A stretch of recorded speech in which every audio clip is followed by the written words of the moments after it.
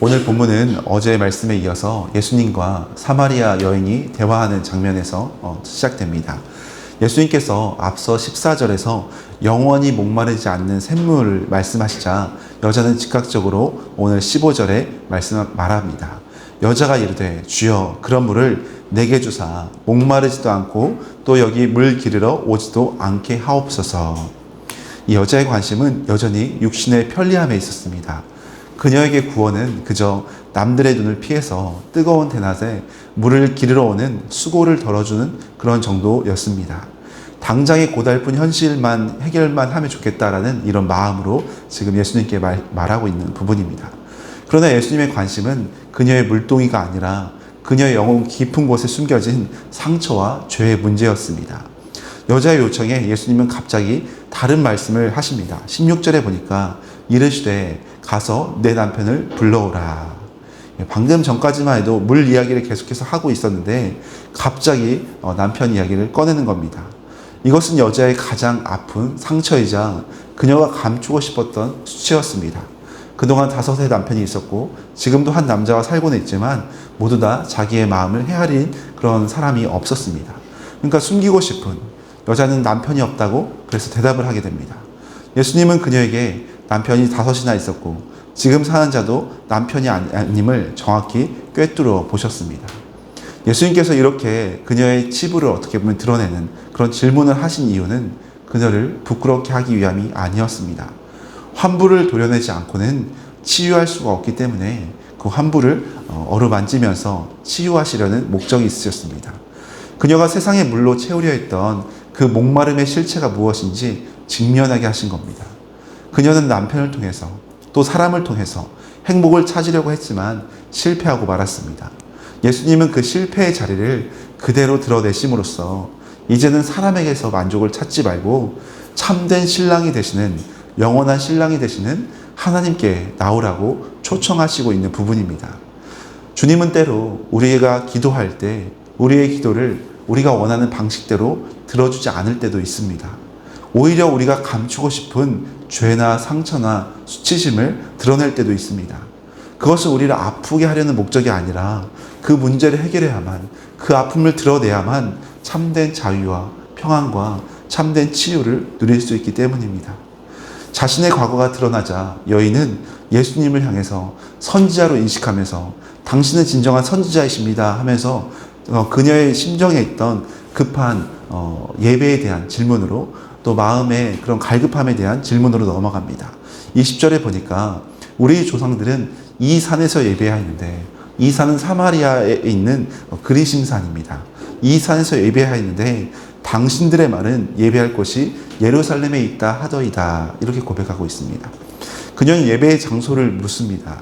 그녀에게 예배는 특정한 장소에서 드리는 종교적 의무였거나 혹은 자신의 죄 문제를 가릴 수 있는 수단이었기 때문에 예배에 대한 질문을 선자로 여겨지는 예수님께 하고 있습니다. 하지만 예수님은 예배의 정의를 완전히 새롭게 해주십니다. 구약시대까지 이어져 오던 그 장소의 개념을 바꿔서 21절에 보니까 이렇게 말씀합니다. 이 산에서도 말고 예루살렘에서도 말고 너희가 아버지께 예배할 때가 이르리라. 어느 장소에서 예배를 드리냐보다 더 중요한 것은 내가 지금 누구를 예배하고 있느냐 하는 문제를 주님께서 말씀하시는 겁니다. 지금까지 구약 백성들은 어느 장소, 예루살렘 성, 하나님의 그 성에서, 성전에서 예배 드리는 것이 가장 중요했습니다. 그래서 6월절이든 그 명절이 되면 전국 각지에 있던 유대인들이 예루살렘 성에 모여서 그 거룩하게 구별된 장소에서 예배를 드렸습니다. 그러니까 이들에게 있어서 장소는 굉장히 중요한 예배의 첫 번째 중요한 부분이었습니다. 그렇지만 예수님은 예배의 장소가 아니라 예배의 대상이신 하나님을 아버지라 부르면서 오늘 말씀을 하고 계십니다. 아버지, 그 아버지께 예배해야 한다. 이처럼 참된 예배의 장소는 장소의 문제가 아니라 예배는 장소의 문제가 아니라 관계의 문제임을 중심을 알려주십니다. 그리고 유명한 말씀을 23절, 24절에 하고 있는데요. 우리 같이 한번 읽어보겠습니다. 23절, 24절입니다. 시작. 아버지께 참되게 예배한 자들은 영과 진리로 예배할 때가 오나니 곧 이때라. 아버지께서는 자기에게 이렇게 예배한 자들을 찾으시느니라. 하나님은 영이시니 예배한 자가 영과 진리로 예배할지니라. 아멘. 여기서 영과 진리로 예배 드린다 할 때 영은 성령의 인도하심을 따라, 성령을 인도하심을 따라서 진실과 마음과 정성을 다해 드리는 의미를 말하고 있습니다. 그리고 진리로 드린다 할 때는 예수 그리스도를 통해 계시된 하나님의 말씀, 이 진리의 말씀을 품고 예배 드리는 겁니다. 그러니까 형식과 습관이 아니라 살아계신 하나님과의, 아버지와의 인격적인 만남이 있는 예배. 하나님은 지금 이런 예배자를 찾고 기다리고 계시다고 말씀하고 있습니다. 사실 우주 만물을 창조하신, 우주 만물을 다 지으시고 우주 만물의 소유자가 되신 그 전능하신 하나님께서 무엇이 부족해서 이러한 누군가를 찾고 계시겠습니까?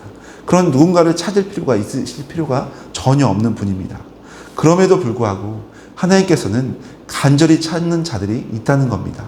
바로 영과 진리로 예배하는 자, 참된 예배자를 찾고 계십니다. 마치 잃어버린 자녀를 찾아 헤매는 아버지의 다급하고도 뜨거운 사랑이 느껴지는 부분입니다. 하나님은 우리의 어떤 것보다 주님의 사랑의 품 안에서 주님과 친밀한 사귐을 나누고 주님을 위해 살아갈 진실한 예배자를 찾고 기다리고 계십니다. 주님께서 찾으시는 바로 그 한 사람, 참된 예배자로 나아가는 우리 모든 성도님들 되시기를 소망합니다. 말씀을 마무리하겠습니다. 사랑하는 여러분, 오늘 본문은 이 여인이 물동이를 채우러 왔다가 자신의 죄를 직면하고 마침내 참된 예배가 무엇인지, 참된 회복이 무엇인지 깨닫고 돌아가는 장면이 나옵니다. 우리의 모습은 어떻습니까? 때로는 나의 삶의 문제를 해결하기 위해서 혹은 습관을 따라서 예배의 자리에 나올 때가 있지는 않으십니까? 주님은 우리가 단순히 문제 해결을 받는 것을 넘어서 영과 진리로 참되게 예배하는 자, 주님과 인격적인 관계로 친밀하게 나오는 진실한 예배자가 되기를 원하십니다.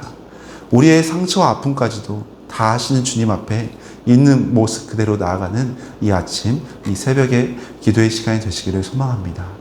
장소나 형식이 아니라 하나님을 아버지라, 나의 아버지라 부르며 주님과 깊이 만나는 친밀한 예배가 회복될 때 우리의 인생의 목마름도 해결된다고 주님은 말씀하고 계십니다. 오늘도 우리가 살아가는 모든 발걸음이 하나님을 만나는 거룩한 예배의 처소, 참된 예배자로 살아가는 귀한 성도님들 되시기를 예수님의 이름으로 간절히 축원합니다.